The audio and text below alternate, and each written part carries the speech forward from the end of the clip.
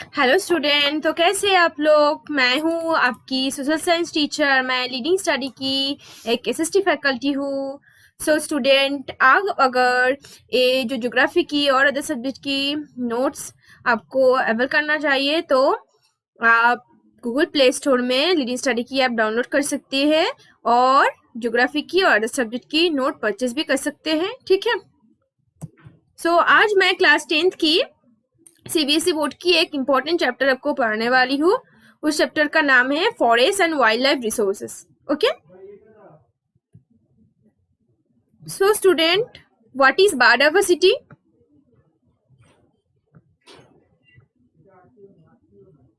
Species diverse in form and function but closely integrated in a system through a multiple network of interdependence. Okay? Species diverse in form इसका मतलब क्या है?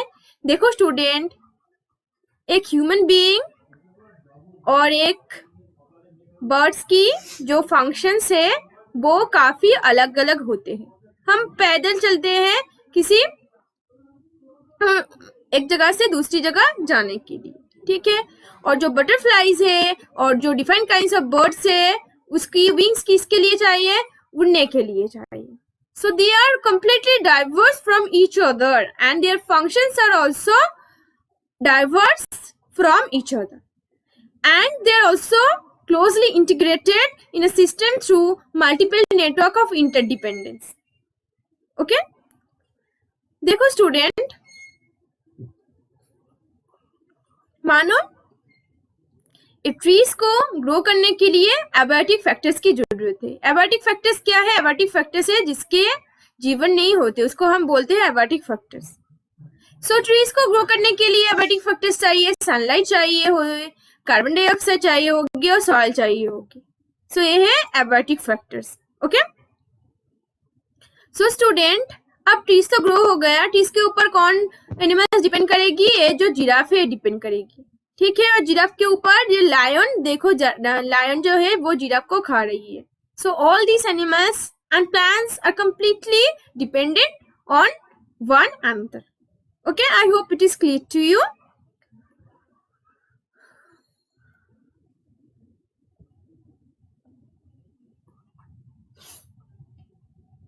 देखो student, यहाँ पर क्या है? We share this planet with millions of other living beings starting from the micro organism and bacteria lichens to banyan trees, elephants and blue whales. So student, ये जो माइक्रो ऑर्गेनिज्म है वो बहुत छोटे हैं।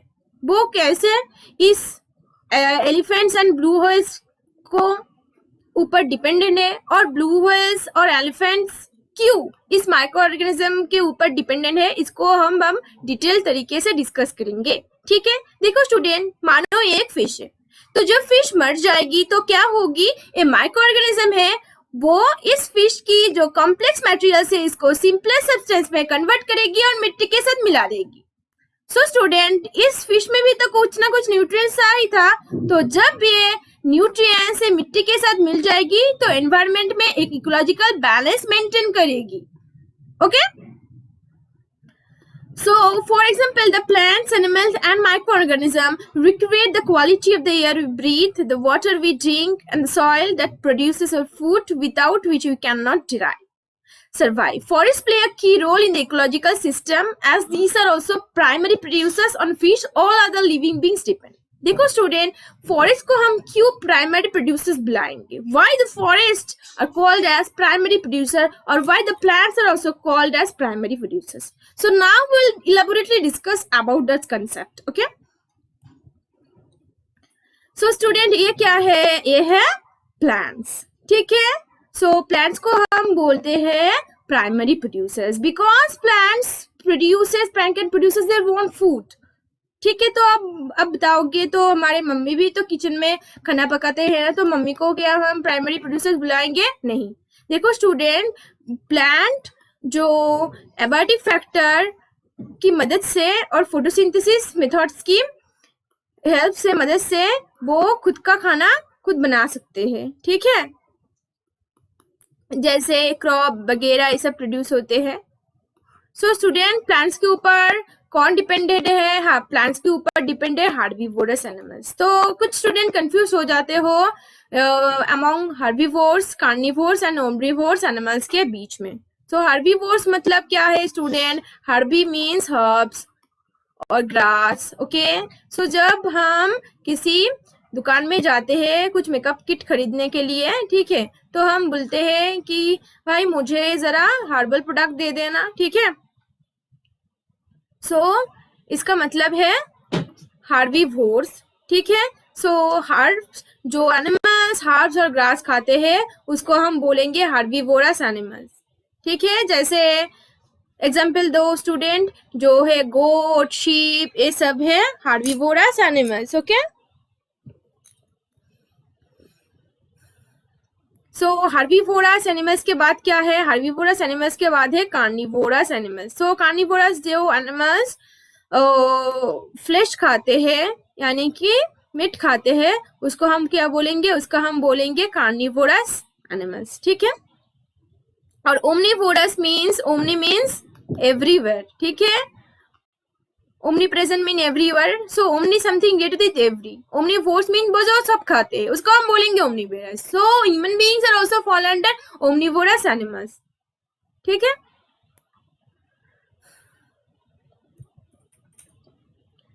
नेक्स्ट क्या है? नेक्स्ट है फ्लोरा एंड फोना, ठीक है। So flora means the plants of a particular region और पीरियड, ठीक है। सो एक पर्टिकुलर रीजन में जो प्लांट मिलते हैं उसको हम बोलेंगे फ्लोरा, और एक पर्टिकुलर रीजन में जो एनिमल्स मिलते हैं उसको हम क्या बोलेंगे? उसको हम बोलेंगे फोना, ठीक है। देखो स्टूडेंट, आप यहाँ पर देख सकते हो। सो स्टूडेंट आप बताओ कि ह्यूमन बीइंग्स फ्लोरा के अंदर पड़ेगी या फोना के अंदर पड़ेगी? हाँ ठीक बताया आपने, फोना के अंदर पड़ेगी ह्यूमन बीइंग्स, ठीक है। So flora and fauna in India, मान लीजिए स्टूडेंट इंडिया, ये पूरे वर्ल्ड में जितने सारे स्पेसिस मिलते हैं इसमें से इंडिया में 8% स्पेसिस मिलते हैं। वो 8% स्पेसिस का मतलब इंडिया में 16 मिलियन स्पेसिस मिलते हैं, ओके। सो इसमें से 81,000 स्पेसिस ऑफ फोना, इसमें से 18,000 वेरियस स्पेसिस इंडिया में डिफाइंड काइंड्स ऑफ एनिमल्स और फोना मिलते हैं, और 47,000 species of flora, 47,000 different species भी इंडिया में मिलते हैं। 15,000 flowering species are endemic of India. So then endemic का मतलब क्या है? देखो स्टूडेंट, ये मैं आप क्या ड्रॉ कर रही हूं,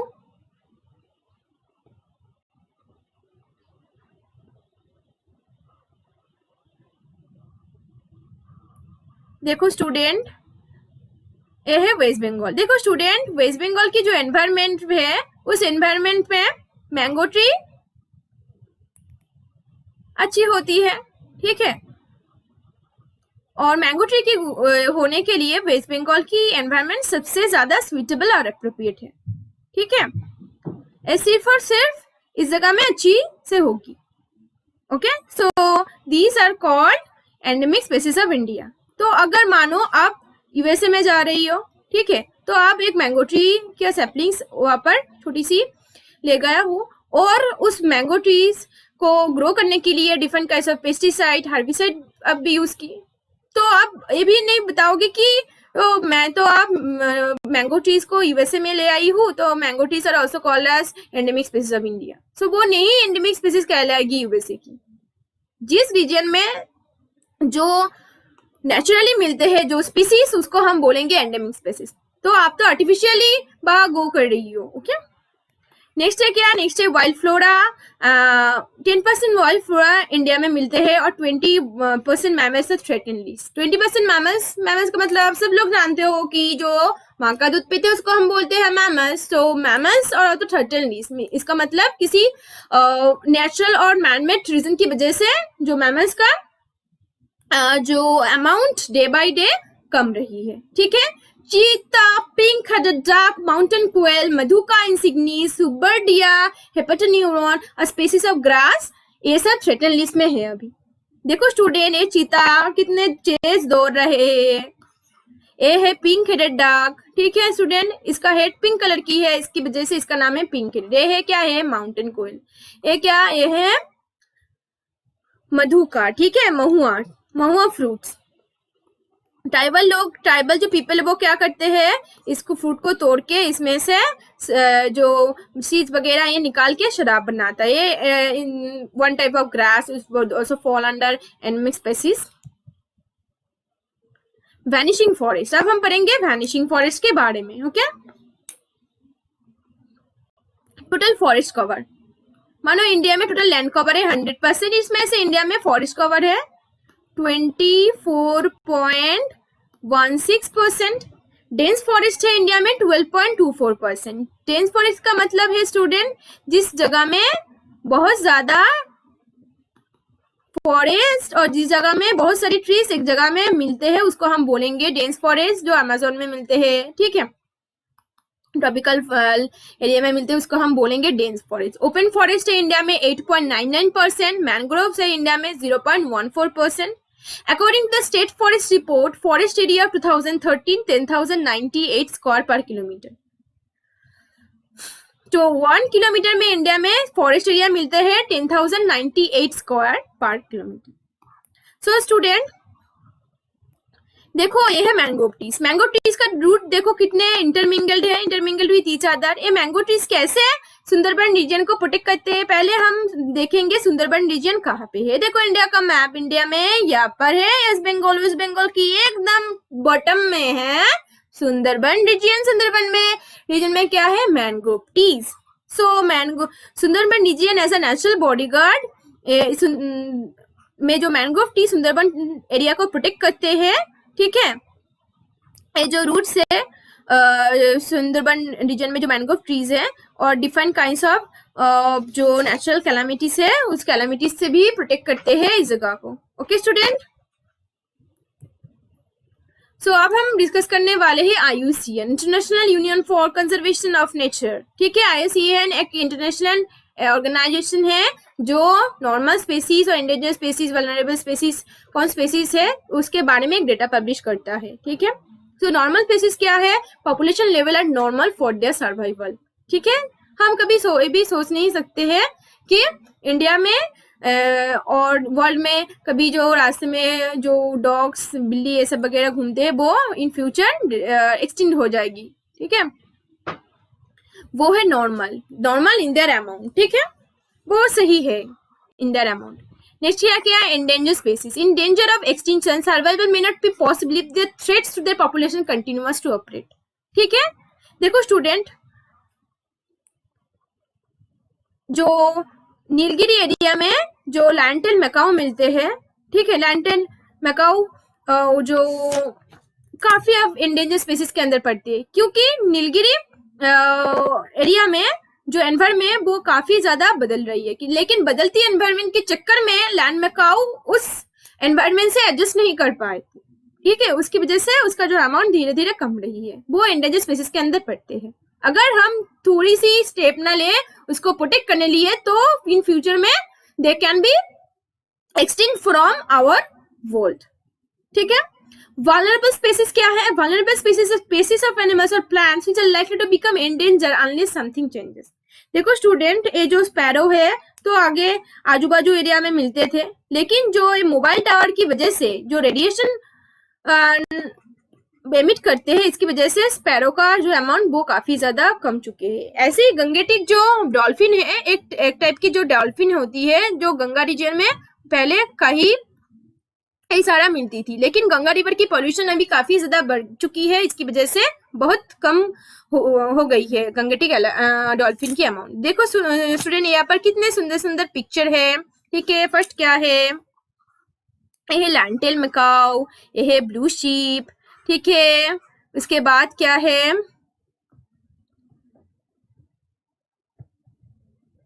ये देखो स्टूडेंट, ये है एशियाटिक एलिफेंट, ठीक है, और ये है डॉल्फिन।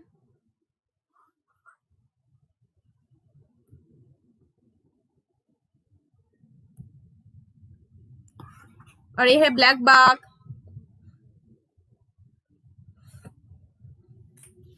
नेक्स्ट क्या है, नेक्स्ट है rare species. Okay student, rare species का मतलब है ऑलरेडी स्मॉल पॉपुलेशन, ठीक है। रेयर स्पीसीज ऑलरेडी कम चुकी है उसका जो अमाउंट है, ठीक है, जो स्पीसीज बहुत कम अमाउंट में मिलते हैं उसको हम क्या बोलेंगे, उसको हम बोलेंगे रेयर स्पीसीज में मूव इनटू एंडेंजर और वल्नरेबल कैटेगरी। रेयर स्पीसीज इतने कम चुकी है कि वो आगे जाके एंडेंजर और वल्नरेबल भी हो सकती है। ये क्या है, रेयर स्पीसीज का example Himalayan brown bear, wild Asiatic buffalo, desert fox and hornbill. ये देखो, ये हॉर्नबिल है, ये क्या है, फॉक्स, ये क्या है स्टूडेंट, ये है हिमालयन ब्राउन बियर। देखो आपको हाई कर रही है ये, ओके। वाइल्ड एशियाटिक बफेलो आपके पास आ रही है, ठीक है, ये है वाइल्ड एशियाटिक बफेलो। सो कितने सुंदर सुंदर पिक्चर है ना। तो आप जब एक पिक्चर के साथ साथ ये पढ़ोगे तो आपके माइंड में यूं ही ये रह जाएगी, आपको रट्टा नहीं मारना पड़ेगा, ठीक है। सो ये क्या है student, endemic species found in some particular area, isolated in natural और ज्योग्राफिकल बैरियर। इसका मतलब क्या है स्टूडेंट, देखो स्टूडेंट, ये जो अंडमान एयर निकोबार एरिया है इसमें से ये निकोबार पिजियन मिलते हैं, ठीक है।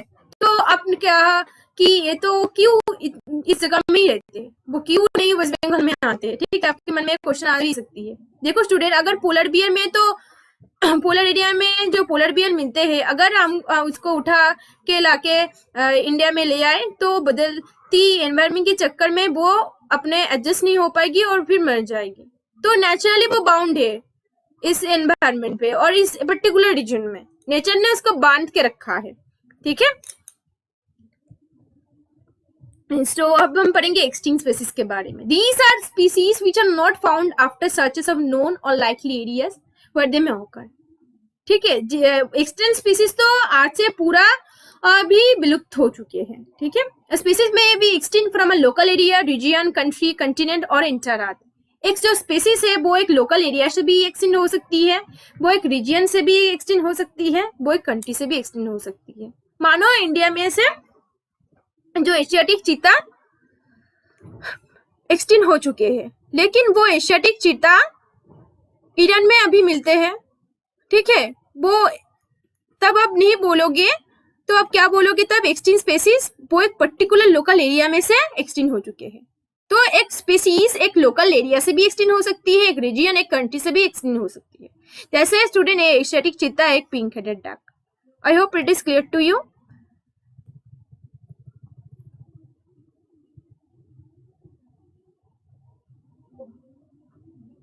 So thank you student for watching my video. If you like my video then you can share and subscribe my video, okay। अगर मेरी वीडियो आपकी अच्छी लगी तो आपको जो फ्रेंड है उसको भी आप रिकमेंड कर सकती हो, ठीक है।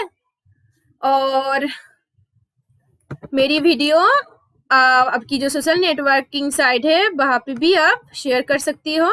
और मेरी जो ऑफिशियल वेबसाइट है लीडिंग स्टडी की, आप वहाँ पे जाके और गूगल प्ले स्टोर में से जो नोट्स वगैरह है वो डाउनलोड कर सकते हो, ठीक है। तो बाय बाय स्टूडेंट्स।